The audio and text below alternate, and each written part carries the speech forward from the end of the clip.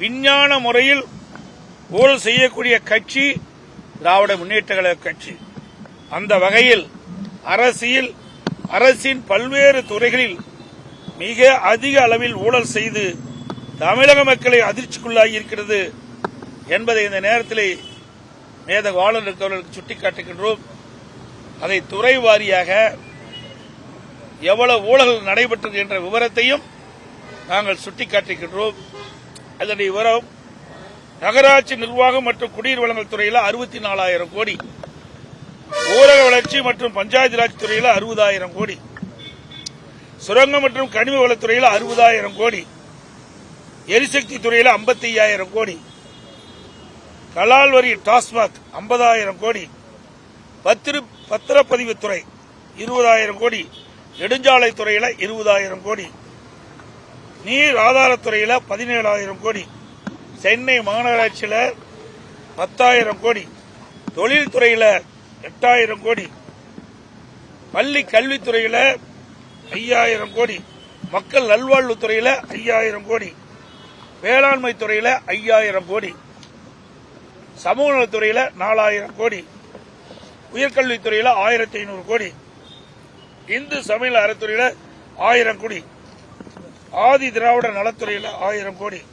சுற்றுச்சூழல் மற்றும் வனத்துறையில் 750 கோடி, இளைஞர் நலன் மற்றும் விளையாட்டுத்துறையில் 500 கோடி, சிறைத்துறையில் 500 கோடி, சுற்றுலாத்துறையில் 250 கோடி, பால்வளத்துறையில் 250 கோடி, இப்படி பல்வேறு துறைகளில் கொள்ளையடித்தது எப்படி என்பதிலே திராவிட முன்னேற்ற கழகம் குறிப்பாக இருந்திருக்கிறது.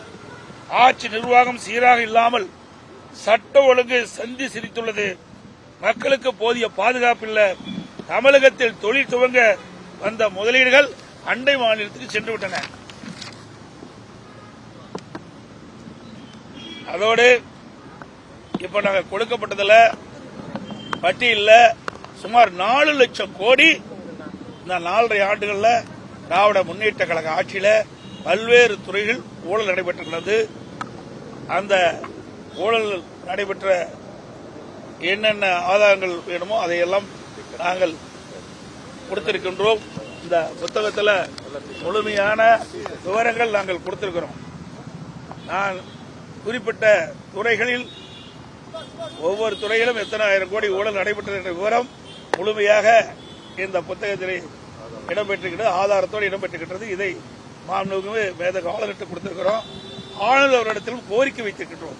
இந்த 4.5 ஆண்டு காலத்தில் பல்வேறு துறைகளில் நடைபெற்ற 4 லட்சம் கோடியை இதை ஒரு விசாரணை கமிஷன் அமைத்து விசாரிக்க வேண்டும். இந்த விசாரணை கமிஷனுக்கு உச்சநீதிமன்ற ஓய்வு பெற்ற நீதிபதியை நியமிக்க வேண்டும் என்று கோரிக்கை வைத்திருக்கிறோம்.